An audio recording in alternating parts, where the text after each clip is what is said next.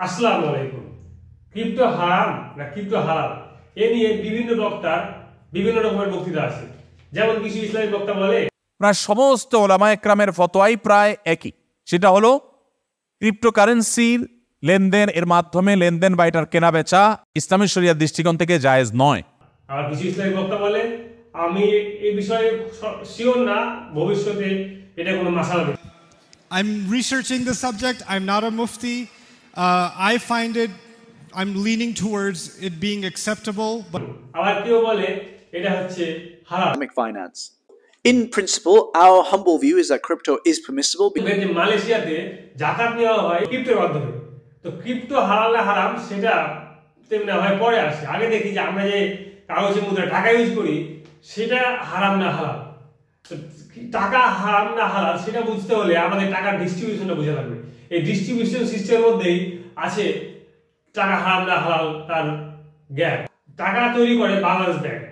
Bangladesh bank টাকা তৈরি করে সেই টাকা ঋণ দেয় বাংলাদেশ সরকারকে এবং কমার্শিয়াল ব্যাংককে। আর কমার্শিয়াল ব্যাংককে বা বাংলাদেশ সরকারকে যখন টাকা দেয় তার কিছু শর্ত আছে। শর্ত হচ্ছে যে টাকা দেওয়া হয়েছে সেই টাকা সুদে আসলে বাংলাদেশ ব্যাংকে ফেরত দেওয়া লাগবে। সে কমার্শিয়াল ব্যাংক কি করে যে পরিমাণ টাকা তারা পায়, তাদের ব্যাংকে যে পরিমাণ টাকা জমা থাকে তারও বহুগুণ, প্রায় 5 গুণ 10 গুণ এবং 20 গুণ এবং 50 গুণ পরিমাণ লোন দেয়। অর্থাৎ যদি 100 টাকা থাকে সে 5000 টাকা লোন দেয়। সে 5000 টাকা লোন দিয়ে 5000 টাকার সুদ পায়, অর্থাৎ বহু গুণ তারা লাভ করে। আবার সরকার কি করে, সরকার যে টাকা পায় সেই টাকা দিয়ে বিভিন্ন ধরনের প্রজেক্ট ইনভেস্ট করে। তারপর হচ্ছে যেসব সরকারি চাকরিজীবী আছে তারা টাকা দেয়। এই যে কমার্শিয়াল ব্যাংক এবং সরকারের মাধ্যমে পুরো টাকাটা জনগণের মধ্যে ছড়িয়ে যায়। আবার দেখুন যে এখানে আসলে কোন জিনিসটা খারাপ বা হারাম, এই যে এই দুই স্তরেই দেখা যায় যে বিভিন্ন জিনিস আছে যা ইসলামের সরাসরি হারাম বা নিষিদ্ধ। প্রথম কথা হচ্ছে কি যে সুদ হচ্ছে হারাম। সুদ কেন হারাম সেটা নিয়ে আমি খুবই অল্প বলবো কিছুক্ষণ পর। আর আরেকটা ব্যাপার হচ্ছে কি যে আমার কাছে যদি কোনো টাকা না থাকে, আমার কাছে যদি কিছু না থাকে, সেটা আমি মানুষ দিয়ে কোনো ধরনের লেনদেন করতে পারবো না। বাট কমার্শিয়াল ব্যাংক কি করে, যে পরিমাণ তার কাছে টাকা থাকে তার বহুগুণ লোন দেয় এবং তার সুদ পায়। অর্থাৎ কমার্শিয়াল ব্যাংক দুইটা জিনিস এখানে করছে, একটা হচ্ছে কি সুদ খাচ্ছে এবং তার যে টাকা নাই তার সেই টাকারও লোন দিচ্ছে। অর্থাৎ এই সিস্টেমে পুরোটা সিস্টেমে যে টাকাটা আসছে, বাংলাদেশ ব্যাংক টাকা দিচ্ছে, সেটাই হচ্ছে সুদের মাধ্যমে। অর্থাৎ সেই জিনিসটা তো হারাম, সাথে সাথে কমার্শিয়াল ব্যাংক আরেকটা ব্যাপার করছে যেটা হচ্ছে হারাম। এইভাবে পুরো টাকার সিস্টেমটা হয়েছে হারামের দিকে। তো এখন দেখা যাক যে সুদ আসলে কেন হারাম। মেইন ব্যাপারটা হচ্ছে কি যে জাকাত যে সিস্টেম, ইসলামিক সিস্টেম হচ্ছে জাকাত দেওয়া। অর্থাৎ জাকাতের ব্যাপারটা এরকম যে যার বেশি টাকা আছে সে তার কাছ থেকে কিছু টাকা সমাজের মধ্যে ছড়িয়ে যাবে। এতে করে সমাজের মধ্যে টাকার ব্যালেন্স থাকবে, কোনো অর্থের বৈষম্য হবে না। কিন্তু যে এখনকার যে সিস্টেম যে সুদে কি হয়, যার টাকা আছে তাকে আর টাকা দাও। অর্থাৎ যে ইসলামিক সিস্টেম তার একেবারে বিপরীত। আপনি ভাবতে পারেন যে আমি তো সরকারি চাকরিজীবী, আমি তো দিন মজুর, আমি তো একটা কোম্পানিতে চাকরি করি, আমি তো কোনোভাবে কারো কাছে সুদ খাই না বা সুদ দিও না। একটা জিনিস মনে রাখবেন, যদি আপনি কোনো ব্যাপার ঘটে আপনার সাথে, আপনি যদি ওটা নিয়ে কোনো কিছু না বলেন, এটা ধরে নেওয়া হয় যে আপনি ওই জিনিসে সহমত প্রদর্শন করছেন। আপনি যেহেতু কিছু বলছেন না, মানে আপনি তার সাথে তার যা বলছে তাই আপনি মেনে চলেন। অর্থাৎ বর্তমানে যে সিস্টেম সুদী সিস্টেম, সেটা আপনি কিছু বলছেন না, আর মানে হচ্ছে আপনি যদি কোনো কিছু মনে না করেন, এটার মানে হচ্ছে আপনি এই সিস্টেমকে সমর্থন করেন। অর্থাৎ আপনিও সুদের সাথে জড়িত। আর আপনি যেহেতু একটা সরকারি চাকরিজীবী বা দিনমজুর বা কোম্পানি যেখানে চাকরি করেন না কেন, যেহেতু টাকাটাই আসছে সুদের মাধ্যমে এবং আপনাকে সেই টাকাই দেওয়া হচ্ছে, অর্থাৎ আপনিও সুদের সাথে জড়িত। অর্থাৎ পুরা যে সিস্টেম, যে টাকা যত টাকা আছে সবগুলাই হয়েছে কি, সেটা যেভাবে আসুক সেটা হচ্ছে হারাম সিস্টেমের মাধ্যমে, অর্থাৎ হারাম। এটা তো বোঝা গেল যে কেন হয়েছে টাকা হারাম। এখন আসি ক্রিপ্টোকারেন্সির বেলায়। দেখা যাক যে কেন ক্রিপ্টোকারেন্সি হচ্ছে হালাল। আমি বলবো যে ক্রিপ্টোকারেন্সি একটা মাত্র উপায় যেটা হচ্ছে ইসলামিক মেইন যে থিম সেটা ধারণ করতে পারে। অন্য কোনো উপায় বর্তমানে নাই যেটা হচ্ছে মানে সরাসরি ইমপ্লিমেন্ট করতে হবে ইসলামিক সিস্টেমকে। কারণ বর্তমান সিস্টেমটা একেবারে সুদের মাধ্যমে হয়ে গেছে। তো নতুন সিস্টেমের মাধ্যমে হলে ক্রিপ্টোকারেন্সির মাধ্যমে হালাল সিস্টেমটাকে ইমপ্লিমেন্ট করা সম্ভব। এখন দেখি যে কেন ক্রিপ্টোকারেন্সি হালাল।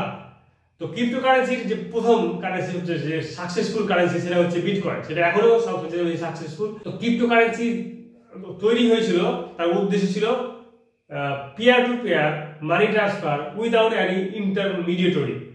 এর অর্থ হচ্ছে আমি আপনাকে বা আরেকজন আমাকে টাকা পাঠাবে, তার মাঝে কেউ থাকবে না। অর্থাৎ আমরা এখন যদি টাকা পাঠাই তাহলে কি হয় যে আমরা হচ্ছে বাংলাদেশ ব্যাংকের টাকাটা ইউজ করি, সেই টাকার মাধ্যমে একে অপর লেনদেন করি।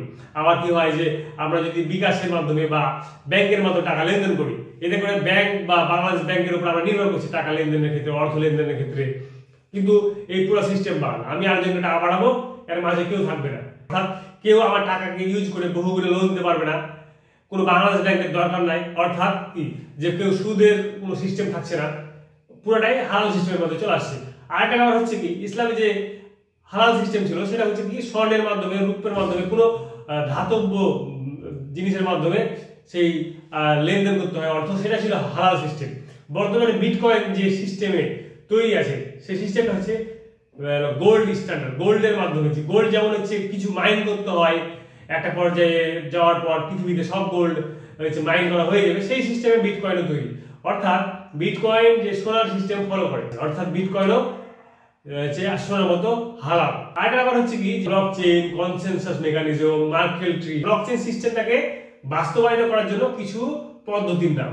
এখন একটা কথা যে যেখানে টাকার ব্যাপার আছে, আমি যদি এখন আমার কাছে বেশি বিটকয়েন থাকে, আমি মনে করেন যে আপনাকে বিটকয়েন সুদের মাধ্যমে দিলাম বা লোন দিলাম, তখন সেটা কিন্তু হারাম হয়ে যাচ্ছে। বাট যে মেইন থিং, যেমন টাকার উৎপন্নটাই হয় এখনকার যে সিস্টেম, সেখানে কি টাকার উৎপন্ন হচ্ছে হারাম ভাবে, সেইটা কিন্তু আর বিটকয়েন থাকবে না, মানে গোড়াটাই হালাল হয়ে যাবে। আর পরে যদি কেউ খারাপ কাজ করতে চায় সেটা হয় আরেক ব্যাপার, সে শুধু খেতে পারে, জুয়াও খেতে পারে, সেটা হচ্ছে আরেক ব্যাপার। গোড়াটাই হালাল হয়ে যাবে বিটকয়েনের মাধ্যমে বা ক্রিপ্টোকারেন্সির মাধ্যমে। আরেকটা জিনিসটা জেনে আপনি অবাক হবেন, সেটা হচ্ছে কি যে ক্রিপ্টোকারেন্সি বা ব্লকচেইন এমন একটা সিস্টেম, সেটা শুধুমাত্র টাকা লেনদেনের ক্ষেত্রে ব্যবহৃত হয় না, সেটা ব্যবহার হচ্ছে ডিসেন্ট্রালাইজ সিস্টেম। অর্থাৎ আমরা এখন দেখি যে হচ্ছে অর্থনীতি কন্ট্রোল করে একটা ব্যাংক, আবার দেখা যায় যে পুরো ফেসবুকই হচ্ছে পুরো ডাটাবেস নিয়ন্ত্রণ করে, আমরা আমাদের সব ইনফরমেশন ফেসবুকে দেওয়া লাগে। তারপর আবার দেখা যায় গুগলের কাছে আমাদের সব ইনফরমেশন থেকে যায়, যে এই যে জিনিসগুলো। আর আমরা যে সব স্টোরেজ ইউজ করি, যেমন গুগল ড্রাইভ বা হচ্ছে মেগা, এই যে স্টোরেজগুলো ইউজ করি, এগুলো হচ্ছে কি সেন্ট্রালাইজ, আমাদের এই সব ইনফরমেশন ডাটা আপনার কাছে রাখা লাগে। এই যে এই সেন্ট্রালাইজ সিস্টেমকে বাদ দিয়ে সবাই রাজা, এই সিস্টেম, এই জিনিসটা আমরা যদি বাস্তবায়িত করতে যাই, আমরা আমাদের সবাই মনে হয় যে আমরা সবাই রাজা, কিন্তু আসলে কি আমরা সবাই রাজা? তো অনেক বিভেদ আছে, কারো অনেক বেশি টাকা, কারো অনেক বেশি প্রভাব আছে, আমাদের কারো কিছুই নেই। তো সবার মধ্যে যদি সমতা আনতে যায়, এই ব্লকচেইনের মাধ্যমে সেটা করা সম্ভব, ডিসেন্ট্রালাইজ সিস্টেম এর মাধ্যমে এটা করা সম্ভব। আবার আমরা যে সব কন্ট্রাক্ট করি, বিভিন্ন ধরনের কন্ট্রাক্ট, যেমন জমি কেনা বেচা, লটারি সিস্টেম, স্কুলের ফি দেওয়া, বা মাসে মাসে বিভিন্ন ধরনের টাকা পে করা, দান করার ক্ষেত্রে আমি কাউকে টাকা দান করলাম, তারপরে সে টাকা সবার যে জায়গাটা আমি চেয়েছিলাম সেই জায়গায় গেল কিনা, জাকাত, এই যে কন্ট্রাক্ট যেগুলো, যেমন আমরা দেখি যে বর্তমান সিস্টেমে কি হয়, লটারি আমরা সবাই মিলে লটারি কাটলাম, যারা লটারি ম্যানেজ করে ওরা হচ্ছে লটারিটা মেরে দেয়, পুরো পুরস্কারটা তাদের মাঝে ছড়িয়ে দেয়। এরকম এখন কিন্তু হয়ে যায় যে লটারি যে আমরা কিনলাম সেই লটারিটা আমরা পাবো কিনা তার কোনো নিশ্চয়তা নাই। হ্যাঁ, এখন দেখা যায় যে জমি কেনা বেচার ক্ষেত্রে কি হয় যে কোনো মানুষের আমাদের কোনো দালালকে অনেক টাকা দেওয়া লাগে, বা আমরা কোনো কাজ করি সেই সময় দেখা যায় যে আমাদের প্রাপ্য টাকা আমাদের দেওয়া হয় না, টাকা দিতে অনেক সময় দেখা যায় দেরি করে দেয়, কারো কোনো কাজ করে দিলাম বাট আমরা টাকা পেলাম না। এই যে সব সমস্যা সব সমাধান করা সম্ভব।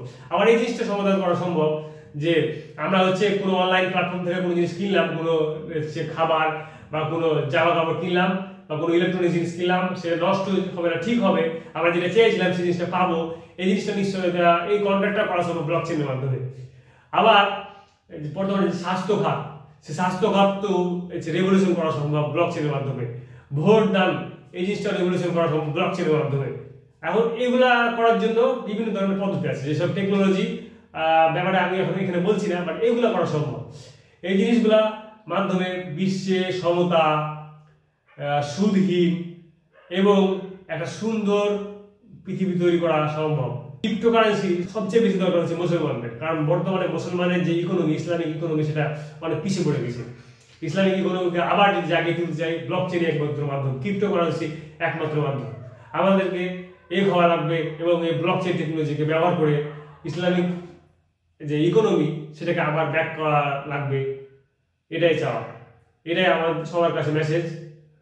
আসসালামু আলাইকুম।